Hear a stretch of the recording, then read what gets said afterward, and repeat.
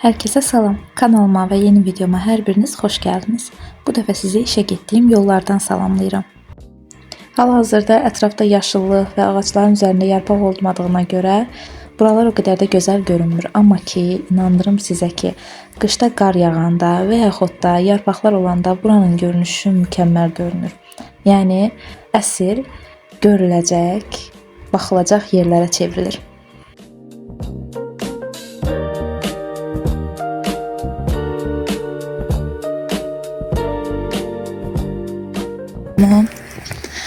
Qabaqda bir dənə it var. Məktəbə gedirəm bu arada. Bu itdən mən də qorxuram. Kənddə hamı da qorxur. İndi mən onun yanından keçib dərsə getməliyəm.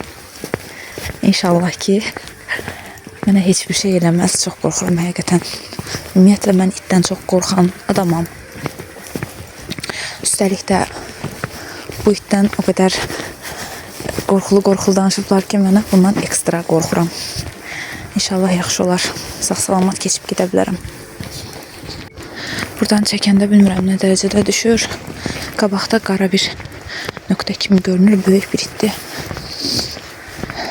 Məndən qabaqda yeriyir. Mən də dua edirəm ki, mən oralara çatana qədər harasa getsin, girsin, yəni məni görməsin. Bunlar da ki, hər səhər görürəm bunlarda. Kimi gözəldilər. Çox qəşəngdir. Bu soyuqda necə üzürlər heç bilmirəm yəni. Amma çox gözəl görünürlər.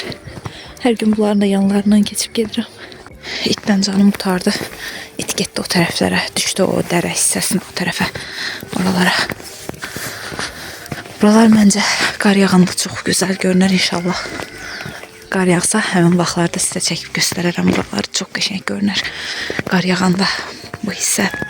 Yəni telefonda görünən forma ilə canlı həyatda gördüyüm heç bir-birinə bənzəmir. Gəldim, çatdım məktəbə. Dərsim boş idi. Yəni tez gəlmişdim dərsimdən əvvəl. Ona görə biraz dərs oxudum. Sonra burada bir dənə yolka var idi stolun üstündə. İşıqları o qədər yanlı qalmışdı ki, artıq sönürdü demək olar öz-özündən. Amma yenə də qəşəng idi, xoşuma gəldi. Məncə dekor kimi alıb stolun üstünə qoymaq olar belə bir şeyləri. Yəni satışda çoxdur, yəqin ki görmüşsünüz artıq siz də. Sonra da birazca çay içdim və getdim dərsimə. Artıq işdən qayıdıram. Daha doğrusu gəlmişəm. Maşın gözləyəcəm burada ki, yoldaşım gəlib məni buradan aparsın. Oturacam burada.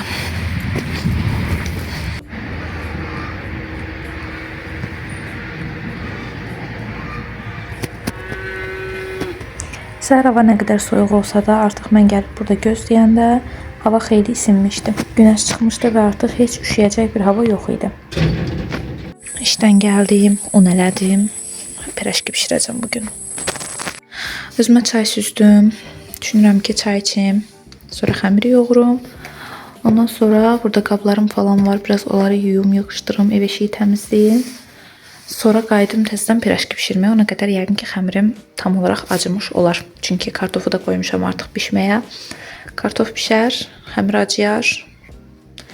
Eləyərəm, bişirərəm. Txopkada bişirəcəm bugün pirəşkini. Bacım atmışdı reseptini. İşdən gəlib biraz evi yığışdırandan sonra başladım pirəşkinin xəmirini yoğurmağa.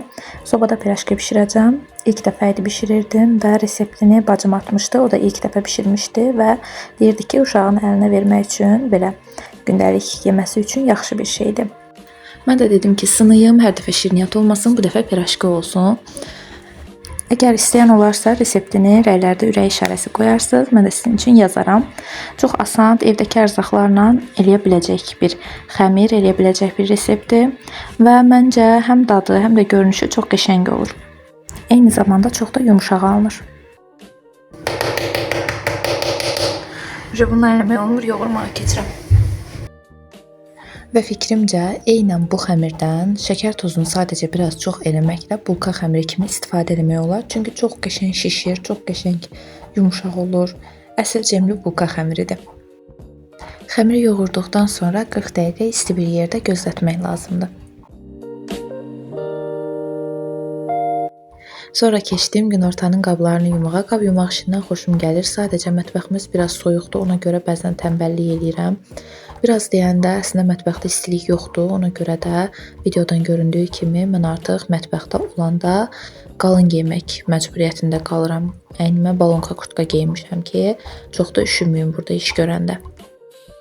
Onsuz da qışdan elə də xoşum gəlmirdi. Belə də çətinliklərin yaranması qışa qarşı sevgimin biraz da azalmasına səbəb olur. Xəmir acıyana qədər xəmirin içərisinə tökəcəyim şeyləri də hazırlamağa başladım. Burada soğanı qovururdum. Reseptdə soğanı qıraqda yağda qovurub sonra kartofun içərisinə əlavə etmək lazım idi. Burada da kartof əzənlə kartofları əzirəm. Kartof əzənin başı yoxdur. Təbii ki, oğlum qırıb. Bizim evdə qırılan nə varsa oğlumun əl işidir. Amma yenə də eybi yox. Aşağı hissəsi, yəni kartof əzən hissəsi işləyir. Ona görə də istifadə eləmək mümkündür. Amma qabın qırağının əriməsinə səbəb elə özüm olmuşam. Qaza çox yaxın qoyduğuma görə bilmədən əriyib.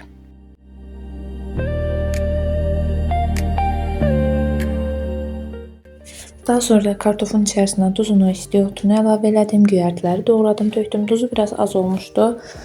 Kaş ki kartofun əvvəlcədən dadına özüm baxardım. Ona görə pirajkilər biraz şit çıxmışdı. Əslində buna pirajki deyirəm. Bu tam olaraq pirajki də deyil. Sadəcə içinin kartof olmasıyla eynidirlər pirajki ilə. Tamamilə fərqli bir dadlı bir şeydir. Yəni pirajkini əvəz eləmək üçün bundan yemək o qədər də düzgün deyil. Hərəsi fərqli daddadır, hərəsi fərqli gözəldir məncə.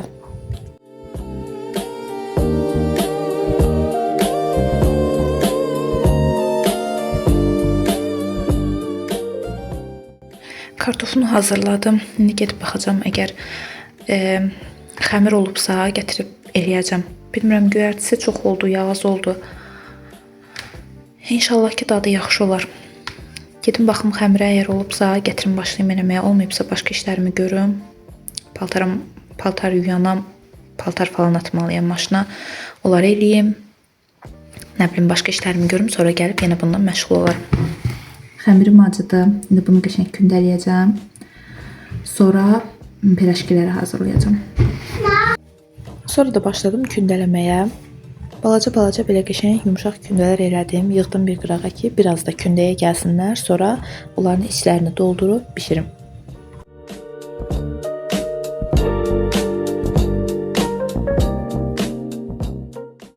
Tam olaraq hələ ölçünü tuttura bilmirəm. Kündələrimin bəziləri böyük olur, bəziləri balaca. İki dənə kündəm arasında yəni fərq olur. Bir hissəsini belə kündələdim. Bəziləri böyük oldu, bəziləri kiçik oldu. Yəqin ki, indi bir neçəsini içərisinə kartofları qoyandan sonra tam olaraq bilərəm ki, hansı formada lazımdır. Yəni böyükmü, balacamı, hansı daha yaxşıdır. Kündələri çox da saxlamaya ehtiyac yoxdur. Sadəcə bir çay dəsmalının üstünü dolduracaq qədər kündə elədim. Əslində mən reseptdən 2 qat çox eləmişdim hər şeyini. Ona görə də reseptdə 16 dənə çıxırdı. Məndə isə 30-dan çox çıxmışdı. Hardasa nəlbəki boyda yuxalarını açdım. Əlimlə eləcə yaydım onun üzərində. İçərisinə bol-bol kartofunu qoydum. Daha sonra tavaya düzüb, yəni topkanın tavasına düzüb, hardasa 10 dəqiqə saxladım. Ondan sonra üzərini yumurtalayıb qoydum bişməyə.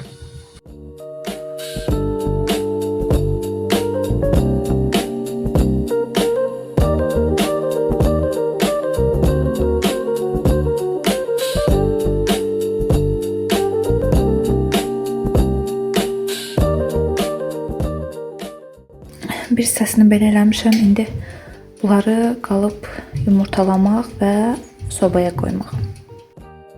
Xəmirin içərisinə sadəcə yumurtaların ağını tökmüşdüm. Sarısını isə hamısını saxladım. Üzü üçün istifadə elədim. 4 dənə yumurtadan istifadə eləmişdim. Elə 4 dənə yumurtanı da sarısını sadəcə üzünə çəkdim. Çox qəşəng, həm parlaq oldu, həm də qızardı.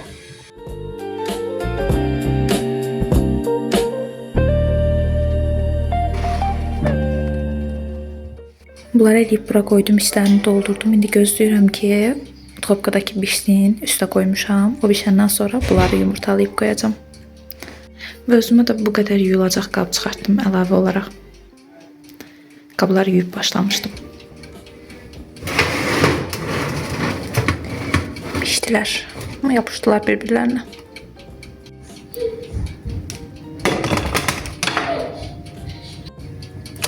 Oğlum bayaqdan gözləyir. 3 dənəsini elə verdim ki, aparsın, getsin. Atası, nənəsi hamısı yesinlər. Mən də qalanlarını eləyim. Heç özüm bilmirəm dadı necədir. Göndərmişəm, inşallah ki, yaxşı olar. Əllərim yanır.